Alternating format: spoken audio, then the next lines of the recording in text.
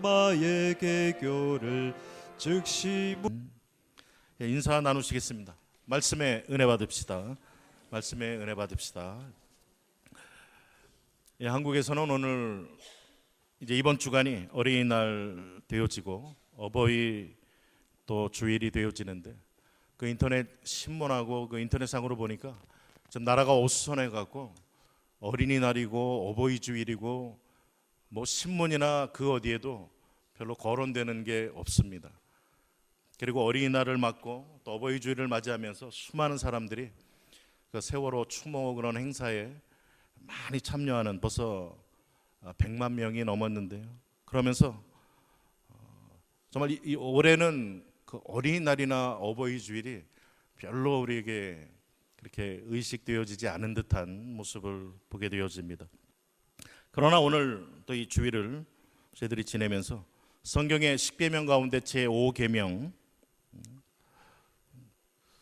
부모를 순종하라라는 이 계명을 우리가 한번 상고해 보면서 또 이 계명에 속해 있는 언약의 복을 또 함께 살펴보기를 원합니다.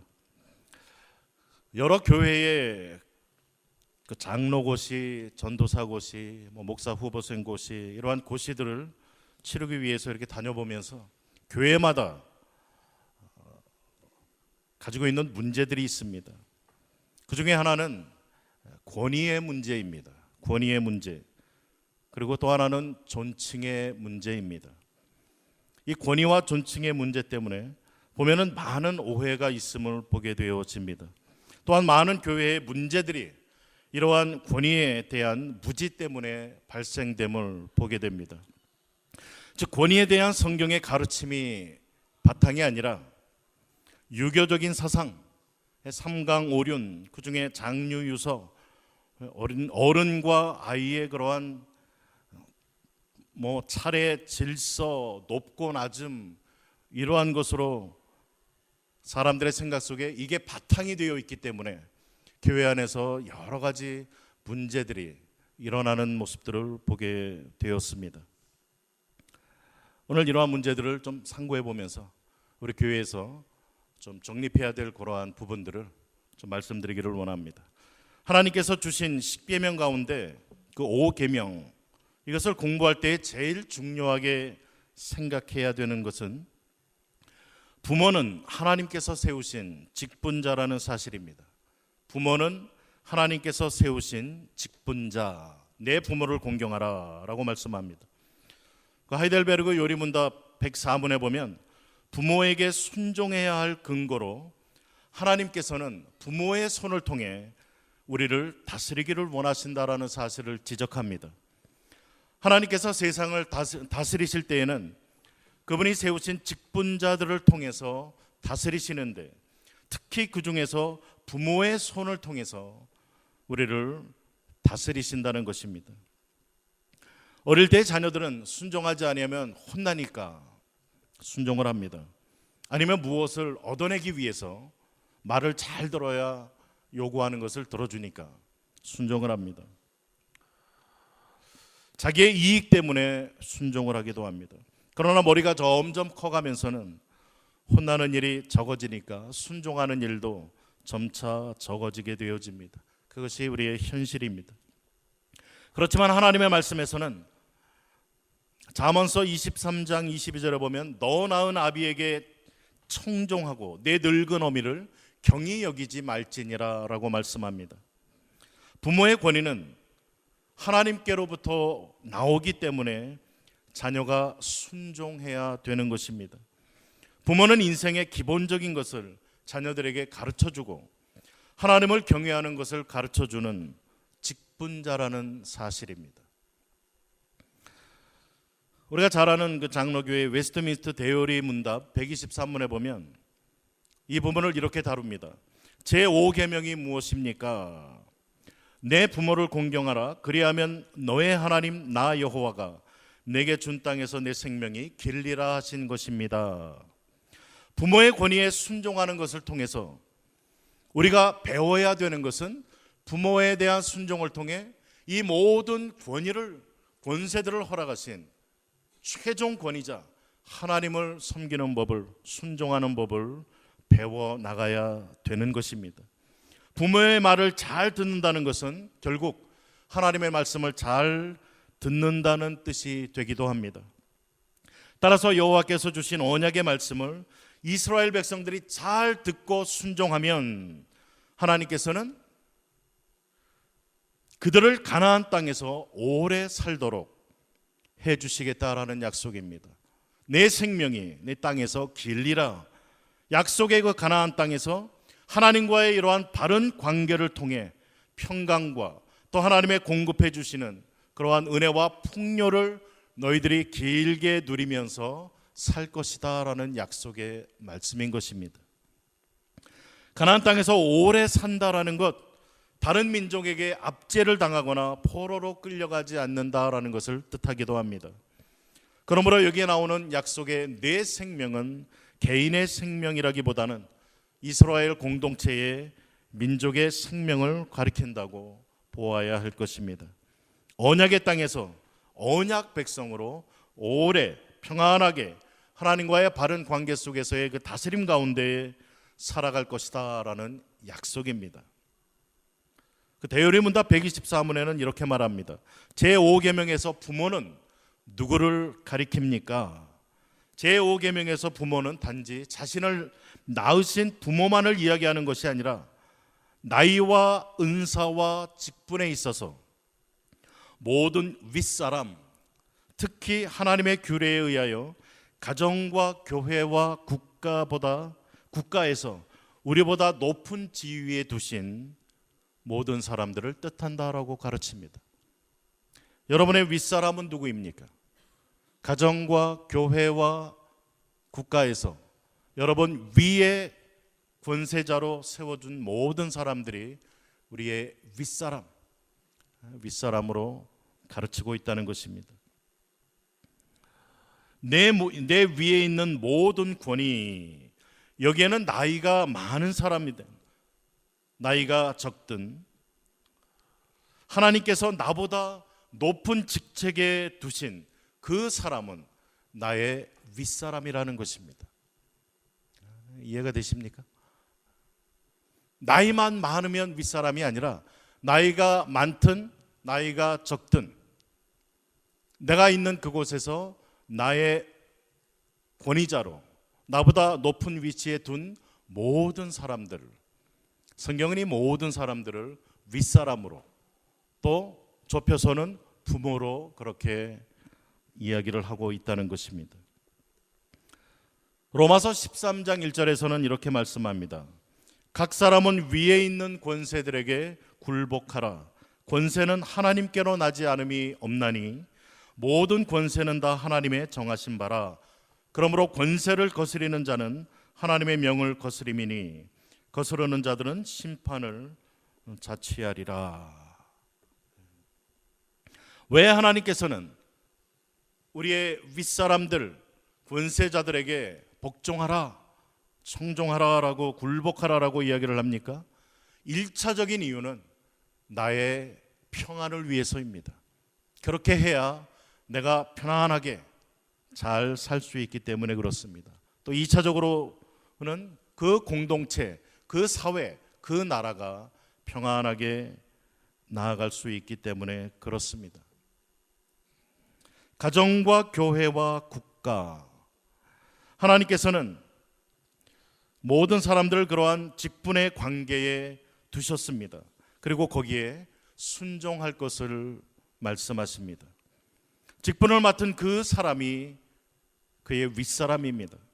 그 사람을 그 직분에 두신 그분은 다름 아닌 하나님이시기 때문에 하나님께서 그 윗사람 위에 권세로 두신 그 사람들에게 지혜를 허락하여 주실 것이고 그러한 사람들을 통해 우리를 다스려 나가기를 원하신다라는 사실을 인정하면서 그러한 윗사람들을 존중하고 순종해야만 되는 것입니다.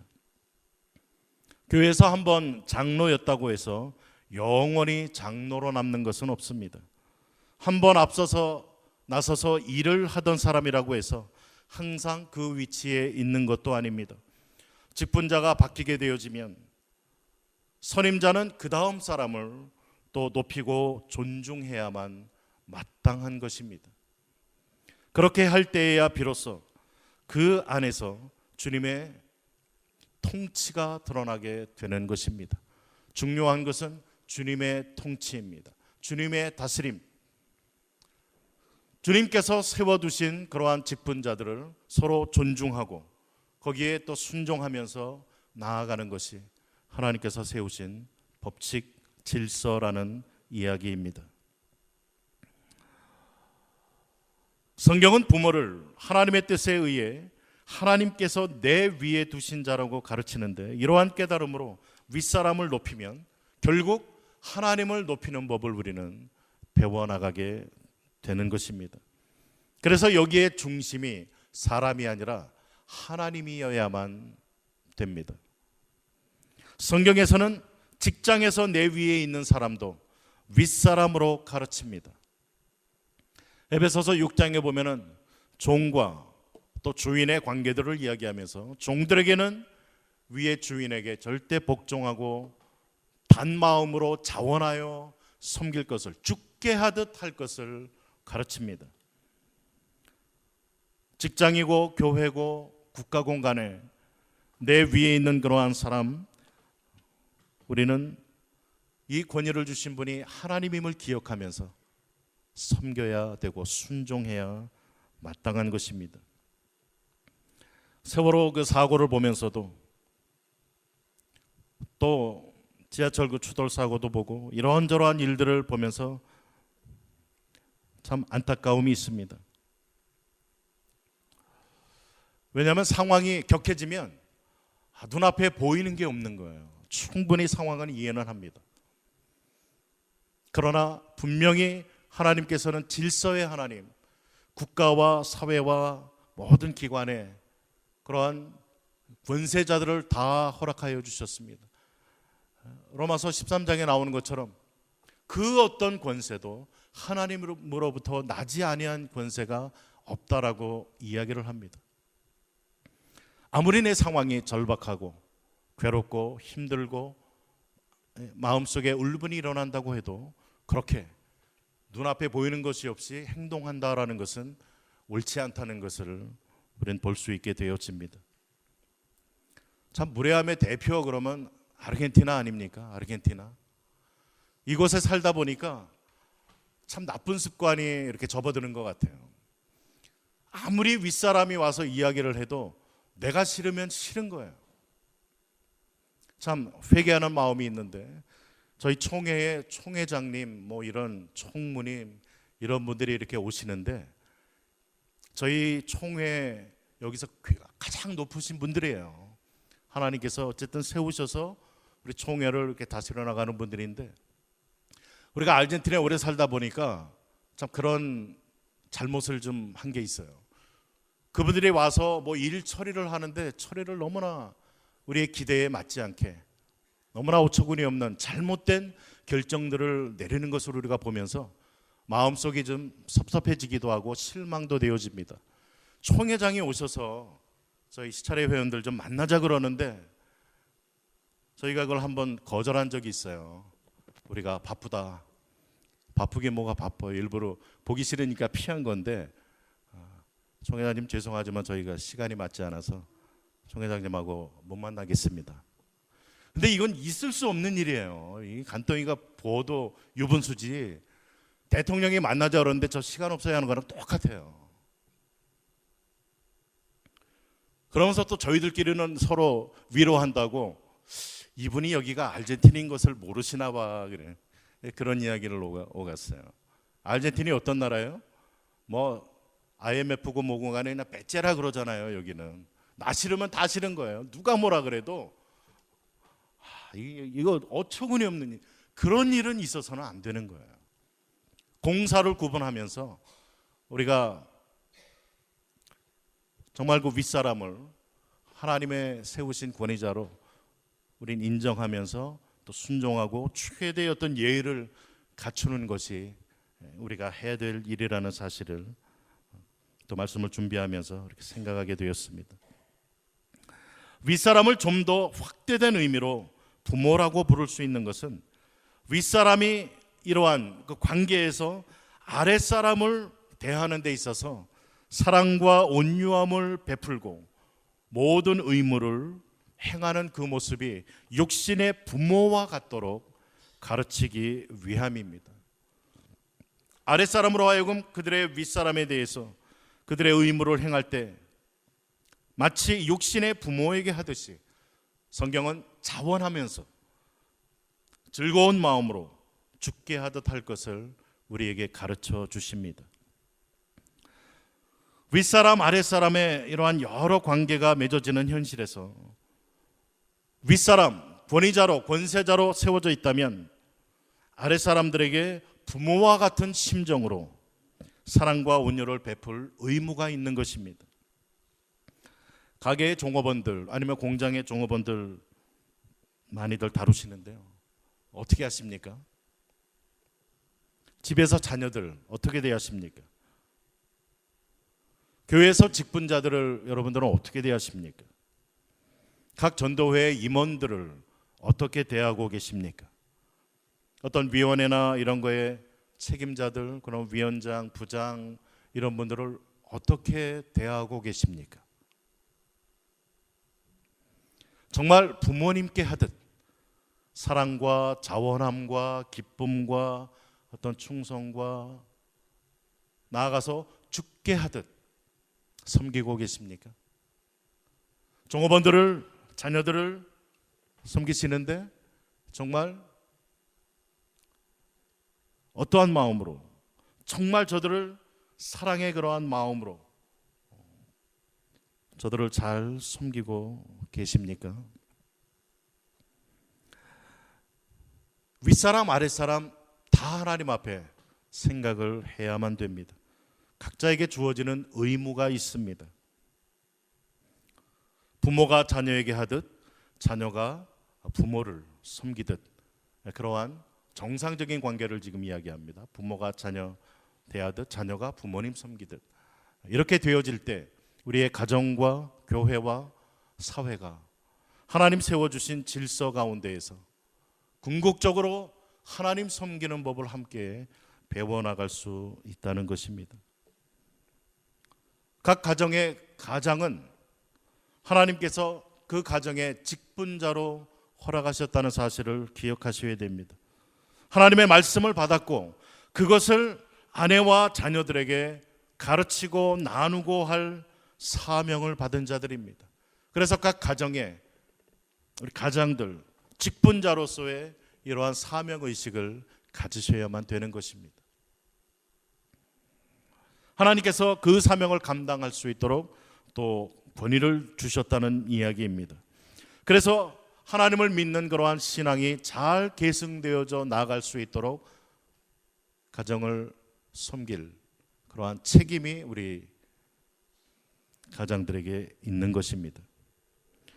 부모는 언약의 자녀에게 신앙을 전승하는 임무를 맡았기 때문에 그 일을 감당할 때 하나님께서는 부모들에게 권위를 허락하여 주셨습니다. 자녀는 이러한 부모의 권위에 순종하면서 궁극적으로 하나님을 순종하는 법을 배워 나가야만 됩니다. 그렇게 할 때 우리가 하나님 나라의 백성으로의 삶을 바르게 살아갈 수 있는 것입니다. 이것이 그리스도인의 회복된 가정의 모습이 되어집니다. 이와 같이 하나님께서는 어린 아이들에게도 하나님이 어떤 분이신지를 가르쳐 주기를 원하시는데 다름 아닌 직분자를 통해서 가정의 가장을 통해서 나아가서는 교회 섬기는 교사들을 통해서 이러한 일이 가르쳐져 나가기를 원하셨습니다.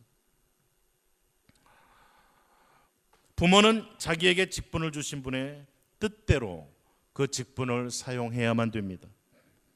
자식이 부모의 말을 듣지 않는 것뿐 아니라 부모가 직분을 잘못 행사하는 것 이것도 우리는 하나님 앞에서 돌아보아야만 됩니다.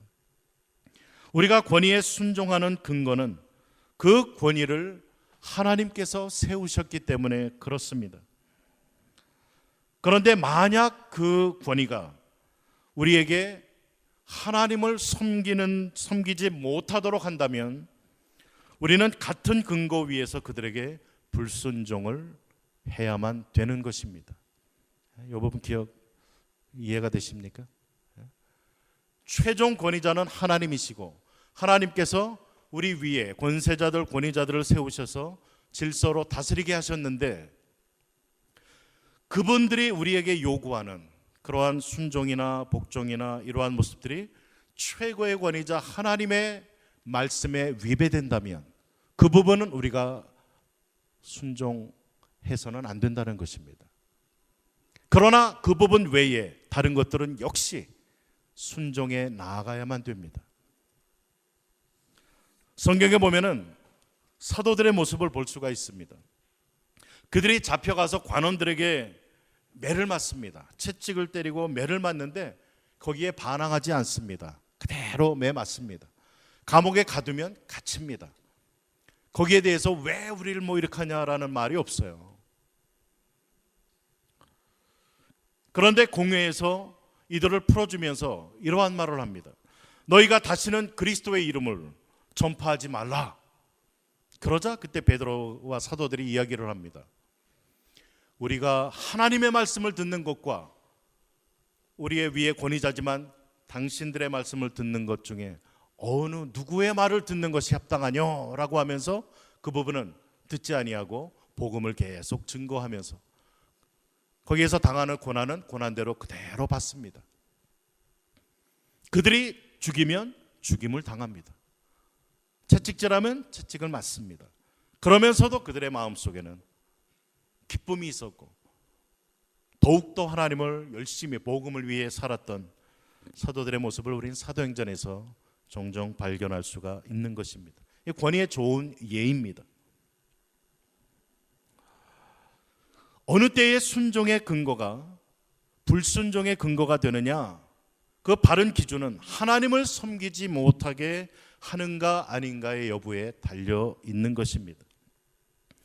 부모의 권위는 하나님께서 주신 것인데 그 권위를 가지고 오히려 권위의 근거인 하나님을 섬기지 못하게 한다면 그 권위에서는 자유롭습니다. 불순종할 수 있습니다. 이것이 우리의 부모가 될 수도 있고 교육자가 될 수도 있고 연장자가 될 수도 있고 우리의 순종의 근거를 무너뜨리는 것에 대해서는 분별해서 불순종해야 됩니다. 그러나 동시에 다른 부분에서는 또 역시 순종을 해야 되는 것입니다. 그것이 나에게 손해를 의미한다고 해도 나에게 아픔을 준다 해도 순종해야만 됩니다. 하나님께서 이 세상에서 이루어 나가시기 원하시는 사회, 그 사회는 바로 이 5계명이 잘 서로 지켜지는 그러한 사회를 원하십니다. 예수님의 모습은 어떠했습니까? 어린아이들이 내게 오는 것을 금하지 말라라고 하시면서 하늘나라는 이런 자들의 것이니라. 요한복음 13장에서는 우리가 잘 아는 것처럼 제자들의 발을 씻어주시면서 본을 보여주십니다. 높은 자가 낮은 자를 섬기는 그러한 도를 예수님은 실천해 보여주셨고 너희도 이와 같이 위에 있고자 원하면 종이 되어야 되고 섬기는 자가 베푸는 자가 되어야 될 것을 성경은 가르쳐주고 계십니다. 그러면서도 예수님은 세상 권세자들 그들의 권위를 그대로 인정하셨습니다. 복종하셨습니다. 신문당할 때 십자가를 지실 때까지도 권위에 그대로 복종하셨습니다. 그러나 그것이 최고의 권위자인 하나님의 뜻에 반할 때에는 단호하게 어떠한 불이익이 다가온다 해도 단호하게 그것은 거부하셨던 예수님의 모습. 예수님께서는 이 세상에 계실 때 육신의 부모에게 잘 순종하셨습니다. 그럴 뿐만 아니라 십자가 지시는 그 자리에서까지도 성부 하나님께 죽기까지 순종하셔서 순종의 본을 보여주셨고 제5계명을 완벽하게 순종하신 본을 보여주셨습니다. 이러한 모습이 오늘 우리의 교회 모습이 되어져야만 되는 것입니다. 한 가지 더 좀 짚기를 원합니다. 그것은 동년배 사이의 의무, 같은 전도회, 비슷한 어떤 나이 또래의 이러한 분들, 특별히 서로를 대하시는 데의 의무, 이것은 서로 상대방의 존엄과 가치를 인정하면서 존경하기를 먼저 하고 상대의 은사와 진보를 자기의 것처럼 즐거워해야 된다라고 가르치고 있습니다. 빌립보서 2장 3절에서는 아무 일에든지 어떻게 해요? 각각 자기보다 남을 낮게 여기라라고 이야기를 합니다. 그러나 여기에서 명심할 것은 우리의 위에 최종 주인 권위자는 오직 하나님 한 분이시라는 사실은 꼭 기억하셔야 됩니다. 우리 교회에서 이 부분을 실천하기를 원합니다.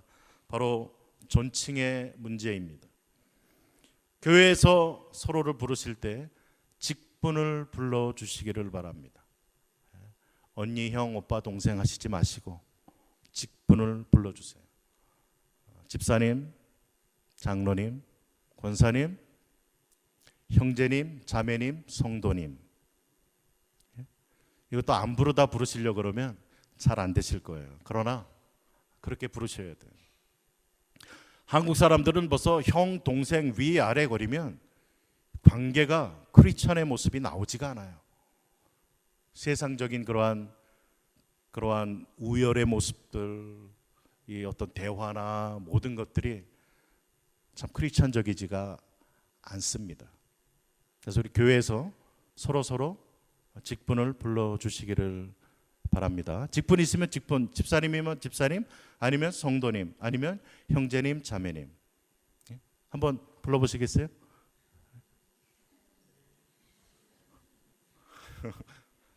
여태 언니라고 불렀는데 집사님 어색해. 좀 어색하면 어때요? 좀 하시면 괜찮아요. 뭔지가 모르면은 그냥 성도님 그러시면 됩니다. 형제님, 자매님.